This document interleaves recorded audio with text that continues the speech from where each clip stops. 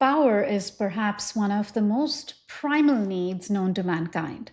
From historic battles to modern day politics and even org structures and designs. At the root of every power struggle is where are the lines drawn and how can I ring fence my people, my P&L, my data, my customers, and so on. Now think of the world where you have agentic workflows. And the utopian idea of autonomous collaboration between different parts of an organization becomes a possibility. What does that do to power? My guest today is Amy Kates. Amy is an award winning author of 6 books on operating models in org design. She's also the co founder of Kates Kessler Consulting, which is how I met her. Amy unpacks what happens to power in these agentic times with a level of clarity that we all needed in our lives. Another little note on Amy. There is something to be said about that one friend who agrees to show up on a podcast with very limited context just because their friend calls and says, "Please, can you be my first guest? I need a friendly face." Amy, thank you so much. I owe you. This is AI-isms, human rhythms in a synthetic world.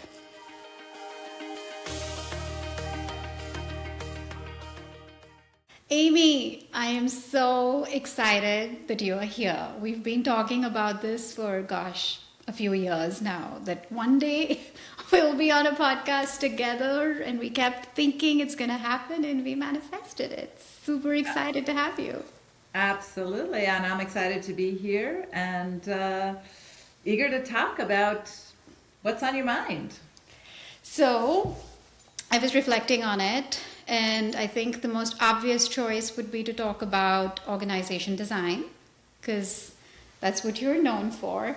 But I'm going to twist the tail and actually talk about power, because I think that there is so much going on between org design and power. So let's jump right in, Amy. Okay. No AI in the scene. What are your observations just from a lifetime of designing the most audacious organizations across the world? What is the interplay of org design and power? Yeah, it's such a great question. So, Shalagna, let's start with what's an organization and why we have organizations. I always say it's this invisible, three-dimensional, abstract concept that we hold in our minds together. And the organization is the way that we shape behavior at the group level, right? As individuals, we have teams, but organization is a system that tells us what to do every day. Yeah. And it's hard to see. Power is such a big part of it. So people, the vertical power is easy to see, I think, when we think about there are levels in an organization. People have decision authority, delegation of authority. We try to empower different levels. And that's easier to see. Who do I have to ask if I want to make a decision? Mm-hmm. But the real power dynamics come out horizontally, because real innovation happens at the seams of organizations, between product and customer groups, between product and geographies, and the functions and the geographies and the customer and the product groups. And so it's at these seams that the magic really happens. And we create organizations to create teams and boundaries, which is good, keeps focus. Yeah. And I don't think that's going to go away, but more and more the value is created horizontally. So power really comes in when we want people to collaborate at these seams and come together and then make decisions. And the tension comes up because we have designed the organization actually with different objectives, right? So a customer group might be really, they may feel very accountable and from a place of goodness, and this is for our enterprise goals, that we want to customize for this customer. Maybe we want to package something and give a discount. We want to get into this market. We want to push out a competitor.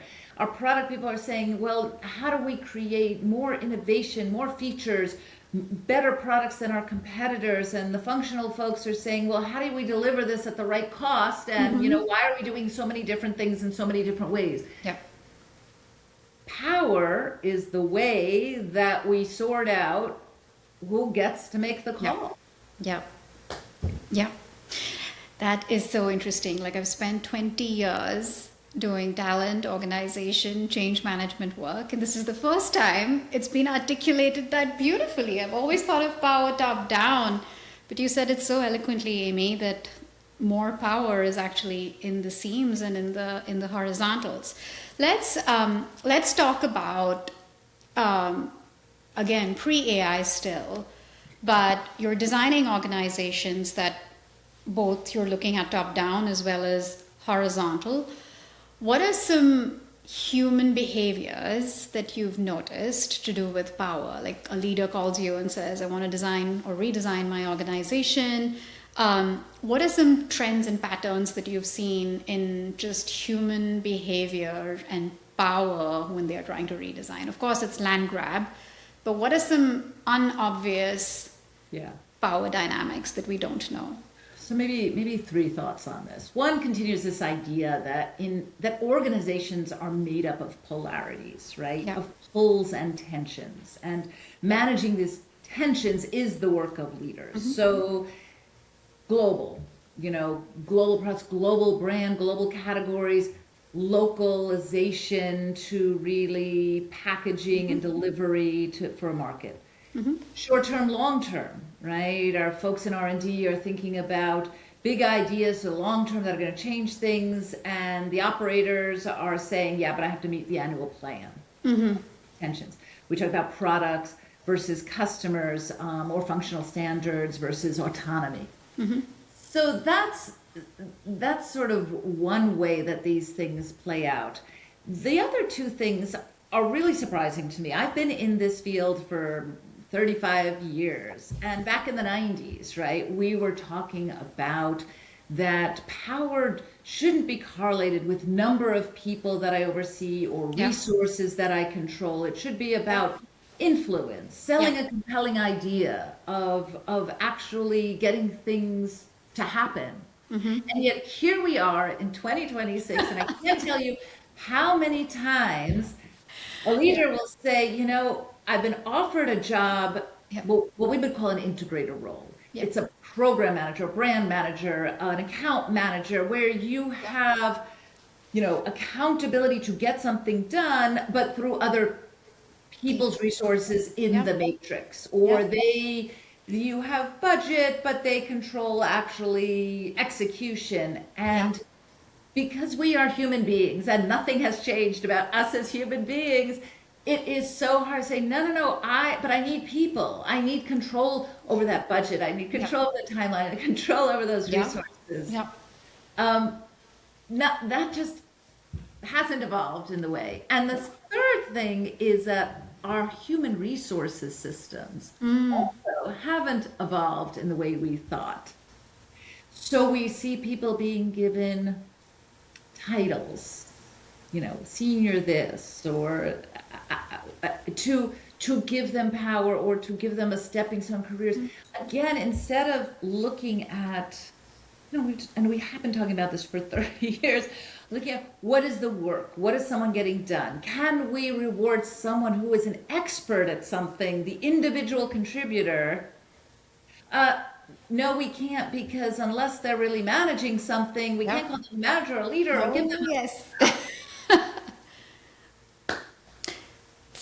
So maybe just to put a bow in this pre-AI era, Amy, in your observation, with all of the polarity and with number of people is equal to power, and then title is equal to power, who wins? Like, who's the kind of a person who's won the power battle in organizations? The noisiest, the most... I think it really depends on the culture of the organization, the tone that the top leaders have set. Right? And the nature of the work. I mean, for sure, and some organizations, know-how wins, right? I mean, scientist or technologist that, or innovator, product innovator, or creative director. I mean, that wins. In other places, it's people who get things done. They know how to Yeah. manage and they get complex work done. Execution. In Yeah. others, it's I can run operations and manage complexity, and keep risk down. Like Yeah. we give. So I don't think it's a necessarily a profile. I think different kind of Interesting. people bring power depending on the nature of the organization. Yeah. Yep. Yep. And which is why it's so important to know where you're going to go and what is the culture even before you sign your offer letter. Oh, absolutely. Yes. Okay. Well, let's move into the AI era. A few things that you said, Amy. This whole thing around people is equal to power.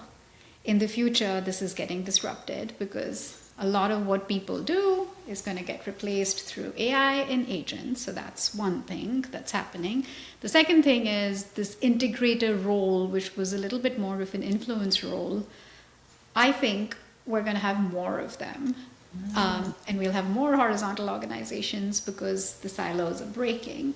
But what are your observations just in the power dynamic of organizations now with AI in the mix that's disrupting some jobs and roles and that's blurring the boundaries between different functions? Yeah. None of us know, right? So I'm just True. talking off the top of my head. True. Well, if anyone knows, it's you. If anyone can guess, it's Oh, you. yeah, So here's let's some try it. hypotheses and maybe some different ways to look at it. Um, First, when we think about replacing people, right? And we've had this before. For sure, this is different and all, but people who ran a big manual operations kinds of work that has been automated, right? I mean, it was just not no longer needed. The bigger question now is the scale of it, the nature of high level work. It's not the Yeah. unskilled or low level work, Yeah. frontline work, the whole issue of how do we develop people when they don't need to learn. Yeah. We've solved that, I think, in some ways in the past.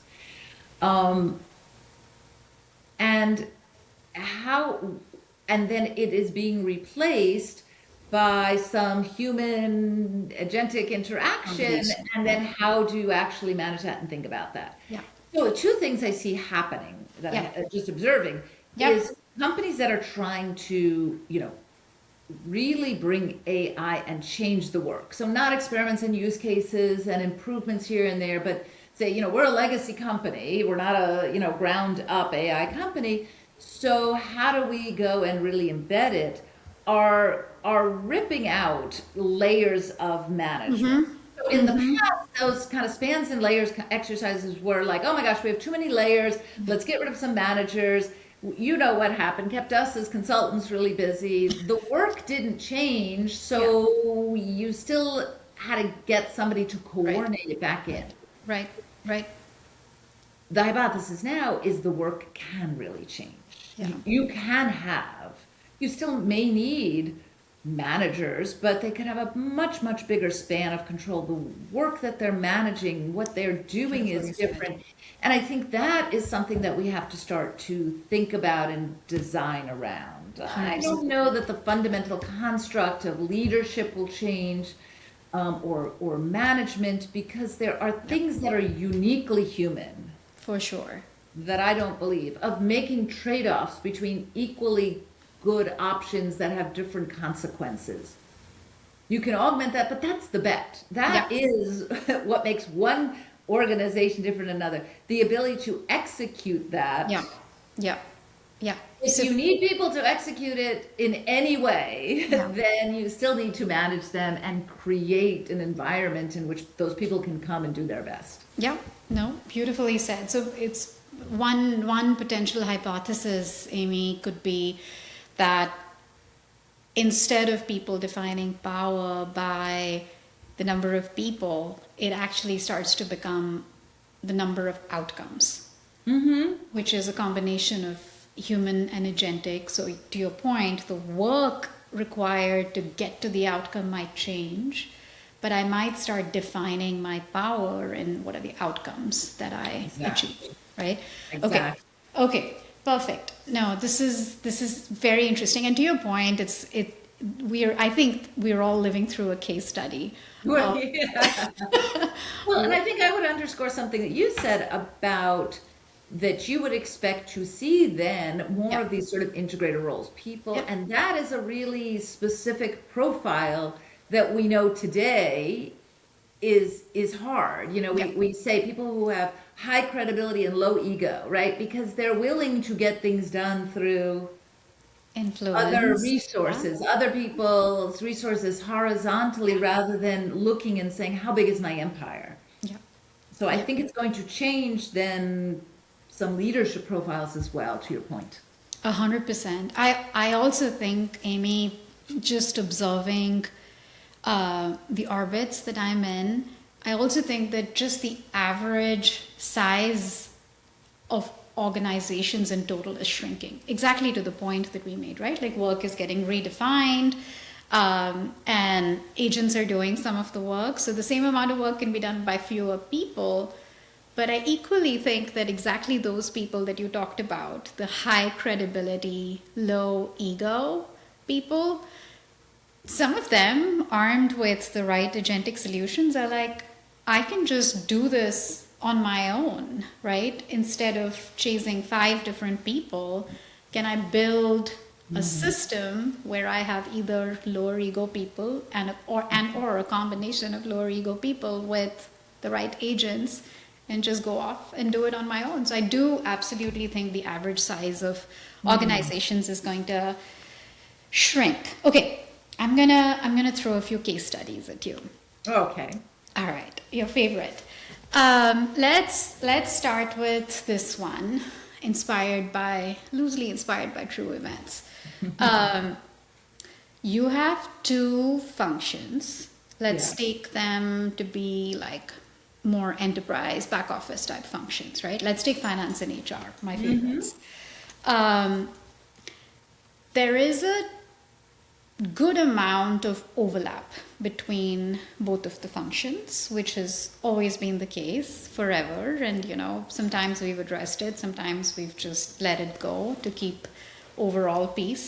But now, this is an enterprise that is bringing, name your favorite enterprise agentic solution. It could be OpenAI, it could be Gemini Enterprise, it could be Anthropic. Hmm. And they've been able to build a system where the duplication can be removed pretty drastically. Think about something like workforce planning, which Yeah. both of them think that they do. Of course, the business units also think that they do.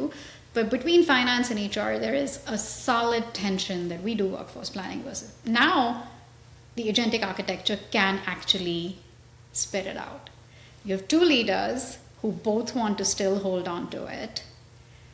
How will you coach the CEO of this organization on how to think through it? Where should workforce planning sit? How should he coach his two CFO, CHRO to think through it, to say the world is changing, work is changing, the duplication is going to be gone. It's much easier to do it today than we've ever been able to do it before because of the agentic architecture that we have.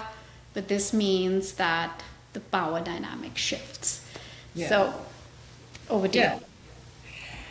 I think it's such a great example because that idea of blurring of these boundaries, and again at the seams. So look, we can do something amazing with workforce planning, and bring it together in a way that wasn't possible. So I think the design work is maybe there's two different things. There's one is as a power and a management task for the CEO, but the design work first is to start with the work. So Yeah. what's left? All right, okay. So AI can take all of our finance and all of our headcount and all of our skills profiles and with our projections of what we need and create these amazing. Okay, we still need, what's the uniquely human work that's left, right? We still need to ask the right questions Yeah. that are relevant to our business. We still need to No have getting away from that. policy. Yeah. around that? What's our talent philosophy? That's a choice, right? There's no one that's better than another, but there's a better choice for this particular business or not. What do we do with the insights and the data that is coming out of this great system? Yeah. What do we expect general managers and people out in the field how are we going to use that, and how do we coach them or help them, make the most use of that? There's still work there. So, okay, you say, well, how is that work best done? And maybe it's a lot less people, and maybe they're really not any more finance or HR people because they don't need either particularly of those skills, or there's something else, or maybe, we really have a new unit, small team that is workforce planning, right? We don't call it HR, we don't call it finance. The units of work become different.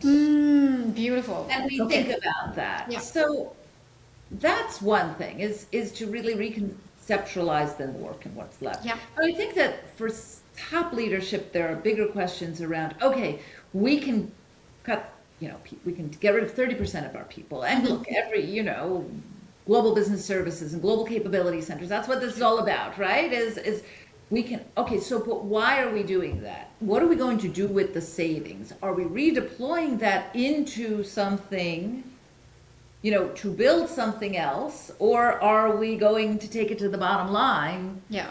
But you only get to do that once, right? So what are we actually doing with the capacity we're creating? Yeah. That's not a new question, right? We're always trying to create headroom and cost saving. But without that clear, I think, North Star of the why and how we're going to manage that, I think then, of course, that creates tensions and people holding on. Yeah. So good, because we don't need finance people to be running reports anymore on the cost of headcount. We want to redeploy them on, different kinds of analytics. And the same in HR. That is such a people first way to think about it, Amy, and thanks for that reminder. In that example, if I just pull the thread on what you're saying, I could totally go and say, this work is going to get done. It's going to be done by a combination of human and agents, back to the whole first concept, or first AI-ism, if you will, of designing for outcomes as against designing for groups of people. Check.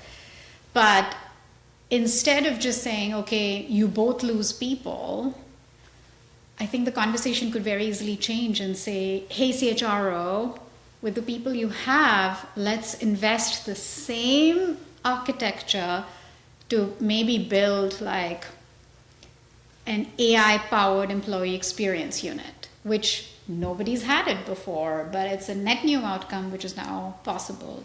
Ditto on the CFO side, right? That with what you have available, the same people build a value office. Every consultant is going to hate that answer, but build your own in-house, agentic powered value office, right? So it becomes a win-win for everybody. And it doesn't become a power struggle. So I loved it. Second AI-ism from or be honest and say, look, we're going to take this and put it into R&D. Yeah. But that's okay. That's right. Or it's going to go back to our shareholders. Yeah. But I think you have to be honest about it. You have to be honest. Okay. So if there is an opportunity for growth and that's where it makes the most sense, let's have that conversation, turn it into a win-win.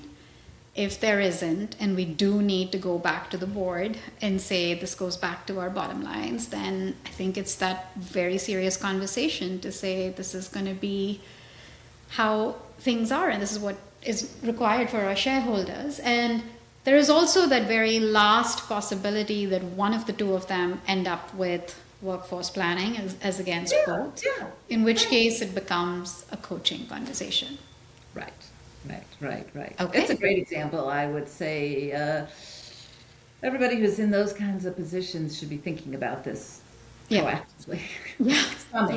Yeah. Amy, let's go to one more example. Sure. I'm seeing this, and I think you just inspired me with your idea of is there a growth outcome or not. I'm seeing instances where businesses have two different groups, two different business units, which have both gone to market in parallel, not integrated. They've not come together, and they've just gone in parallel. Um, there is an opportunity now with AI. If they both share data and share go to market, they can unlock tremendous potential. Like again, loosely inspired by real events. I'm speaking to a marketing leader. They've got a group that has like deep customer insight, and another group that has data, like amazing amounts of data and all of that. They have an opportunity to create a whole new revenue stream by creating synthetic personas for training. But these two leaders won't talk to each other. Because they've competed all their lives. They've competed, right? And now, because of the art of the possible with AI, the best thing that can happen to this organization is to take two business unit leaders and have them talk to each other, or two functional leaders and have them talk to each other, share their data, and build something together. They lose the lines and their sovereignty, if you will, but it's the right thing for the business. I am seeing that while organizations and boards see that opportunity, the execution on it has been hard because it's changing deep human behavior of this is mine, and this is mine. I'm not, smushing the two, because then where is my identity in it? How would you coach a leader who's overseeing this? And it's right on your theme of power, right? I am losing power that I have worked for hard all my life, and I see the enterprise case, but personally, and it's not that I'm not an enterprise player, but you're holding me accountable and you want me to give up authority and control. Yep. And that is the very case. So in this one, to be honest, Shalagna, I think AI is a bit of a red herring, because this is what this is classic humans. Yep. When I hear, as an org designer, when I hear that two leaders don't work together well, don't like each other, don't, all of that, what I hear underneath that is I can't trust you. And then my questions are, so what's the history? What's happened in the past? So if you and I, we're those two people, I think what we need to get to is what has happened when we've worked together. And I look at then, of course, my lens, right, is organizationally, why don't we trust each other? I may not believe that your people or your AI or your whatever is good, right? We haven't actually calibrated in the past. And I had this happen in the last year where what we found is two groups weren't collaborating because the messages that leaders were giving was, those people over there aren't as good. They have fancy titles, but they're not as good as we are. They don't have the same standards. And that permeated all the way down. Second, maybe it's that the metrics don't really reward me for giving up something. So we're being told to collaborate, we're being told to put things together. And of course, look, we don't wake up, none of us wake up in the morning and say, I'm not going to do that because I'm not getting a reward.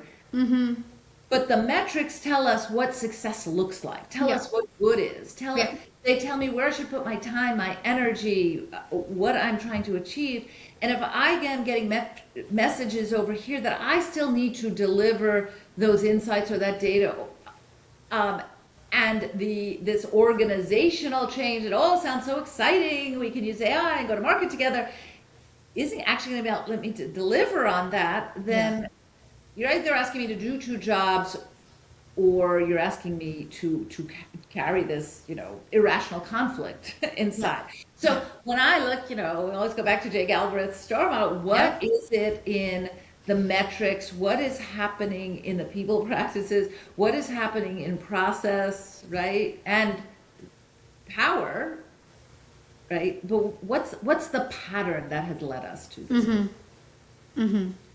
I like to start with the premise that people are good. They want to Oh, for collect. sure.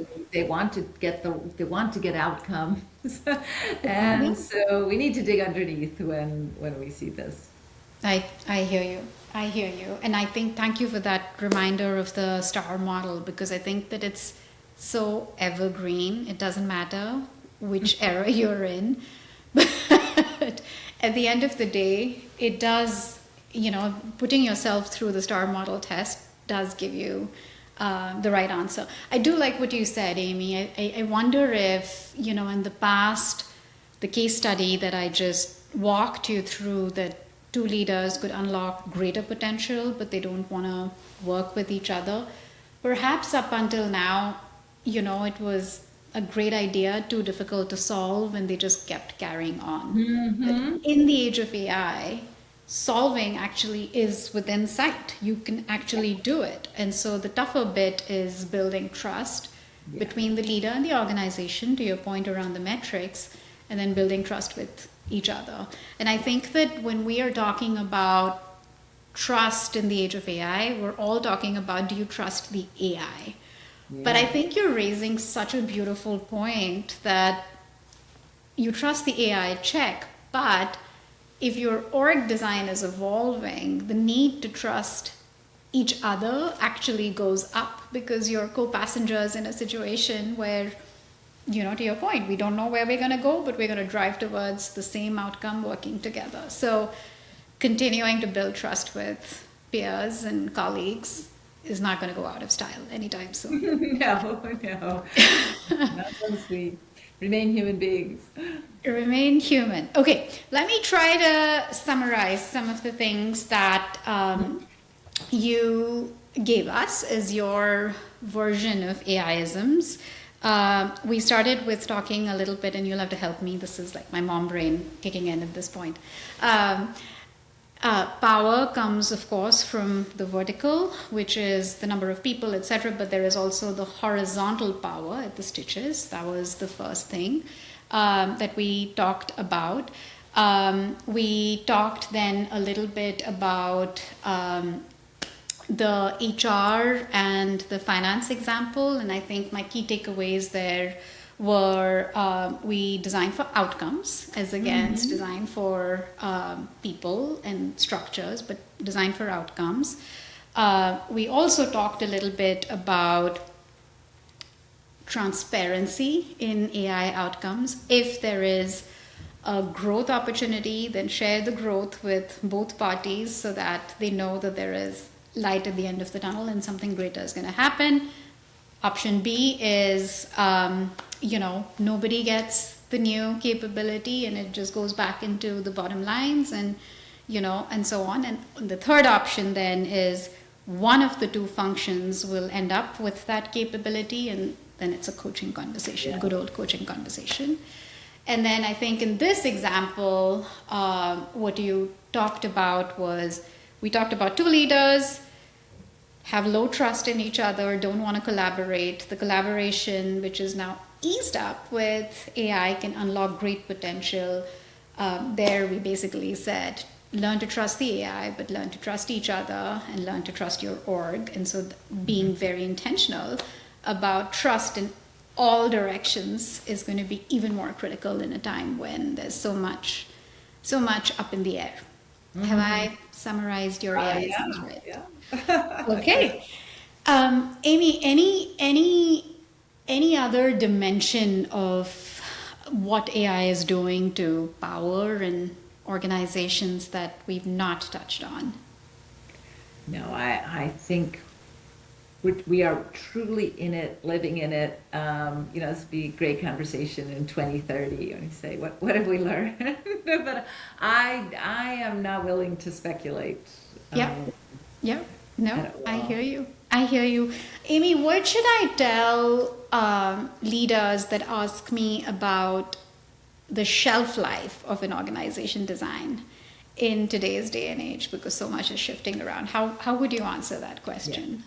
I think it's the same answer that it's been for a long time, and I credit always Jake Alberth with this, is you should think about your organization the same way you think about your strategy. It's out there, right? Everybody has to have a strategy. You have to make choices and trade-offs, otherwise life just happens to you. It evolves as you go forward and you adjust.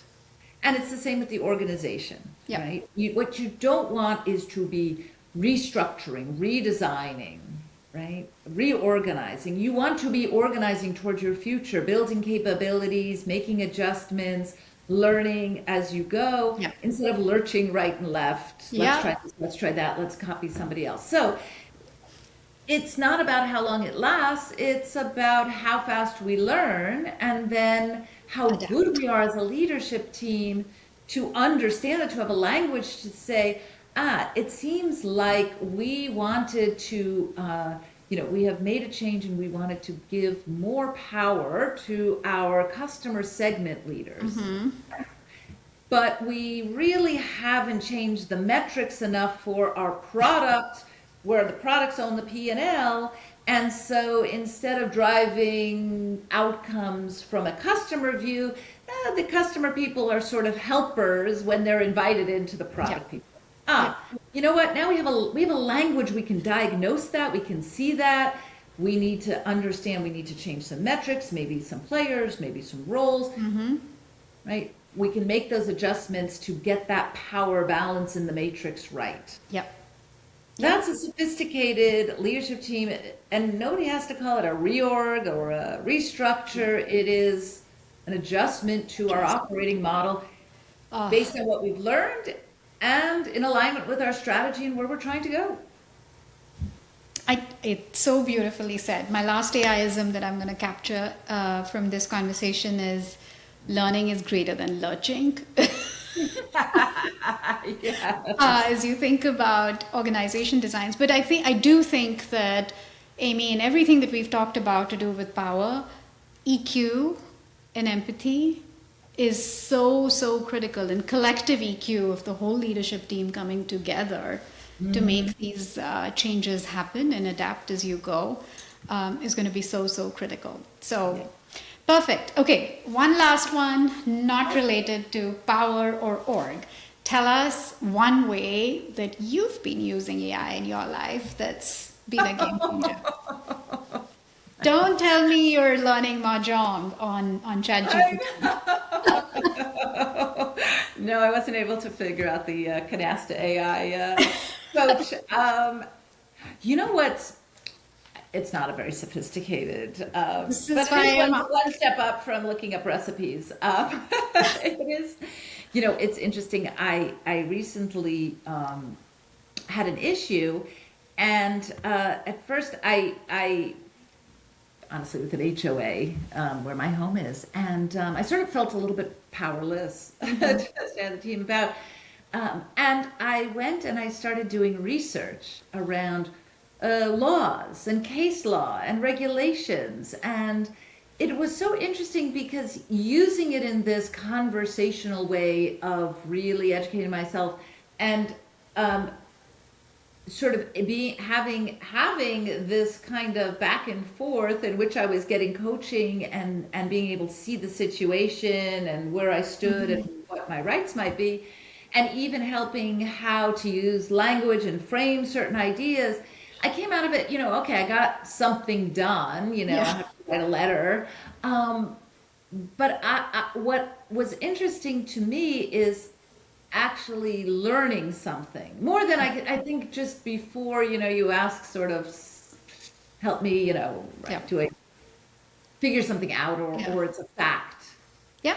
And so now I'm really curious actually on how to use AI more as to accelerate learning, to help reframe things in my own life or that I'm curious about. So I think that instant gratification of getting the best thinking on any topic that you could imagine at your fingertips, that's pretty major. I agree with you. I agree with you. So we're going to talk in 2030. We're going to, I'm sure we're going to talk before that, but we're going to record another podcast in 2030. We're going to talk about what happened with power, but maybe by then you'll be a lawyer, Amy. You would have learned. All right. On that happy note, thank you so much, Amy, for being on AI-isms. This was so much fun. Thank you for having me. Okay, take care. That was my fabulous friend, Amy. What AI-isms did you collect from that episode? For me, there are a few that stuck with me. This whole notion of power being horizontal as well as vertical, that was profound. The second thing that I took away is that this whole notion of power is going to remain a bit messy for a while as we figure out how structural lines are drawn, what kind of autonomous collaboration AI is going to enable, and what value is going to be most critical for organizations. The last thing that I took away, learning is not going out of style, and it's certainly going to be a big component of power. This is AI-isms, human rhythms in a synthetic world. I'll see you next time.